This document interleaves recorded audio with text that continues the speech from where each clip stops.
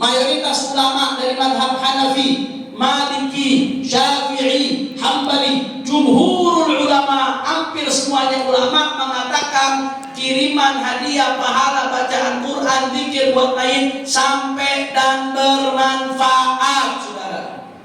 Itu pendapat jumhurul ulama. Jadi yang diamalkan sama kiai-kiai kita ada itu pendapat jumhurul ulama, mayoritas ulama. Urusan Ibnu Taimiyah, Ibnu Qayyim punya pendapat beda, itu urusan dia. Ada yang mau ngikut ya silakan, kita kan larang, saudara, urusan dia. Tapi para kiai, para habaib yang punya amalan ngirimkan bacaan Fatihah, ngirimkan bacaan Quran, itu ngikut pendapat jumhurul ulama.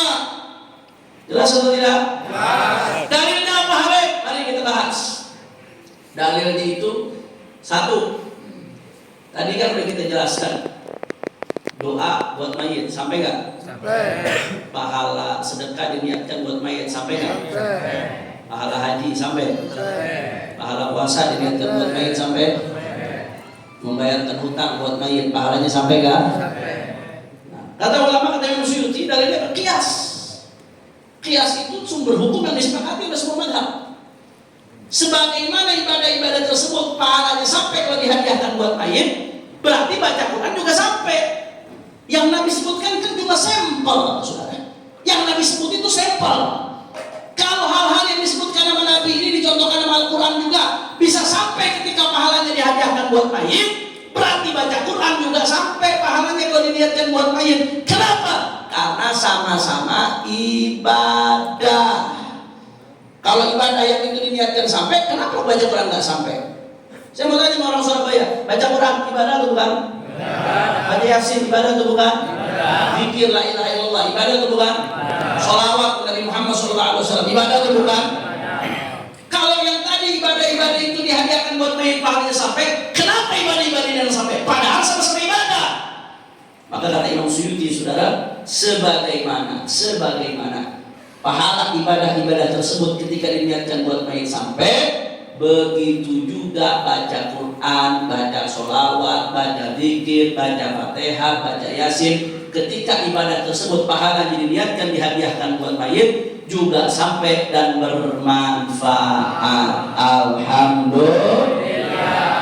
Berarti bagus atau tidak? Bagus. Bid'ah atau mulia? Mulia. Bid'ah atau mulia? Mulia. Yang kedua, apalagi dalilnya, Habib? Yang kedua, ulama ini mengatakan sampai dalilnya yang kedua diantaranya ijma' sukuti, saudara. Apa maksudnya ijma' sukuti? Kesepakatan ulama dari generasi ke generasi. Ini ngirimin hadiah pahala buat mayit bukan amalan baru. Ini amalan dikerjakan udah berabad-abad oleh para ulama tanpa ada satupun yang ingkar di antara mereka. Selama berabad-abad ulama mengamalkan ini dan nggak ada yang ingkar di antara mereka, nggak ada yang mengingkari satu sama lain. Kalau udah ulama rame-rame mengamalkan, kemudian nggak ada yang ingkar satu sama lain, itu namanya ijma' sukuti, konsensus, saudara. Kalau sudah ijma', ini termasuk salah satu sumber hukum. Kenapa? La tajtami'u ummati 'ala dhalalah, kata Nabi sallallahu alaihi wasallam. Yang namanya umatku nggak akan berkumpul berijma' dalam kesesatan. Jadi kalau udah ulama dari dulu tahun ke tahun, abad ke abad, sepakat semuanya baca baca Quran, baca Fatihah, baca Yasin, dikirimkan hadiahnya pahalanya buat mayit dan gak ada ingkar satu sama lain, itu ijma'. Kalau sudah ijma' berarti menjadi dalil. Jelas atau tidak? Yang berapa berarti dalilnya sekarang?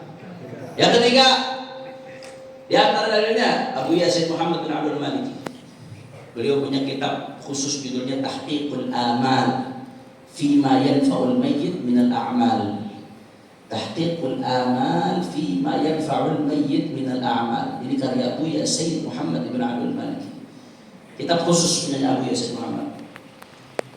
Abu Yasin Muhammad bin Abdul Malik nulis kitab panjang lebar 100 halaman lebih, cuma bicara tentang hal-hal yang bermanfaat buat mayit. Di antaranya Abu Yasin bahas panjang lebar masalah hadiah bacaan Quran dan lain sebagainya.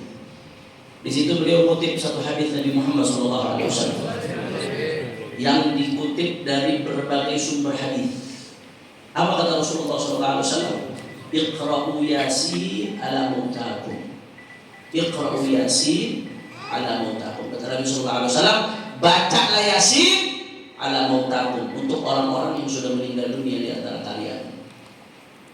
Walaupun memang ada perdebatan derajat hadis ini, apakah dia sahih, apakah dia dhaif, terlepas dari perdebatan tersebut, kata Abu Yazid bin Abdul Malik, andai hadis ini dianggap dhaif, maka hadis dhaif tetap bisa diamalkan buat fadhailul amal, apalagi dikuatkan dengan dalil-dalil lain. Nah, Nabi dulu baca Yasin buat mayit, sedangkan Yasin Al-Quran atau bukan? Kalau Nabi dulu baca Yasin buat mayit, berarti manfaat atau tidak? Sampai atau tidak? Nggak mungkin Nabi dulu kalau nggak nyampe, saudara. Nggak mungkin Nabi dulu kalau nggak bermanfaat. Kenapa Nabi dulu? Karena bermanfaat buat mayit. Jelas? Paham? Baik. Ada yang mengatakan Habib itu kan ya mautakum, kata-kata mautakum di situ artinya muhtadir, orang yang lagi sekarat. Mautakum muhtadir, orang yang lagi sekarat. Jadi maksudnya di situ bacain Yasin buat orang yang sudah meninggal, bukan, tapi buat yang lagi sekarat, bukan yang sudah meninggal. Ada yang komplit begitu. Nah, maka kita jawab nggak bisa. Kata-kata mayit itu aslinya orang yang sudah meninggal. Kalau kita mengartikan sebagai orang yang muhtadir, yang lagi ihtidar, yang lagi sekarat, itu berarti majaz. Dibuat santri yang belajar. Nah, selama masih bisa diartikan dengan makna hakikat, nggak boleh diartikan dengan makna majaz. Jadi kalau Nabi bilang mau takum, ya mau takum mayit. Bisa diartikan kok buat mayit, kenapa harus diartikan orang yang sekarat? Urusan mau diartikan juga orang yang sekarat silahkan, tapi nggak menafikan yang mengartikan mau takum itu artinya mayit yang sudah meninggal. Artinya berarti kalau kita mau tarik makna yang lebih luas, baca Yasin itu manfaat, bukan hanya buat mayit yang sudah meninggal, tapi termasuk mayit yang lagi sekarat, saudara. Jadi sebagian ulama menjelaskan kalau ada orang udah sekarat tapi sulit meninggalnya sulit, atau amalan yang diajarkan oleh sebagian ulama, bacain Yasin, banyakin baca Yasin, insya Allah meringankan keluarnya ruh dari dia, saudara. Dibacakan Yasin, kalau bisa 40 kali, tapi kalau 40 kali sendirian nggak bisa rame-rame. 40 kali kan kalau rame-rame, kalau 10 orang saja satu orang 4 kali. Ya, kalau lebih dari 10 bisa satu orang 3 kali. Nah, kalau orang yang 40 bisa satu orang sekali. Ya, buat orang yang sekarat, kalau dalam keadaan susah matinya, nggak mati-mati, nggak meninggal, saudara, sekaratnya susah, maka dibacakan ya Yasin untuk mempermudah keluar roh. Jadi itu mujarab.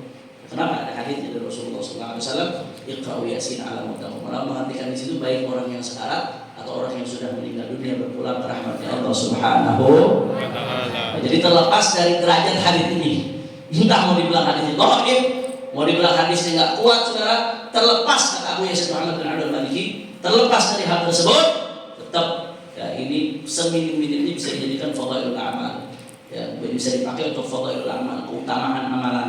Hadis dhaif itu bisa dipakai menurut jumhur ulama. Maka hadis ini tetap bisa bermanfaat di dalam masalah ini. Baca Yasin buat orang yang sudah meninggal di antara kalian. Berarti berdasarkan hadis ini saya mau tanya, jawab yang keempat. Berarti baca Al-Quran buat yang sudah meninggal manfaat atau tidak? Sampai atau tidak? Kalau tak bermanfaat, apakah Nabi akan nyuruh kita? Kenapa Nabi nyuruh? Karena bermanfaat.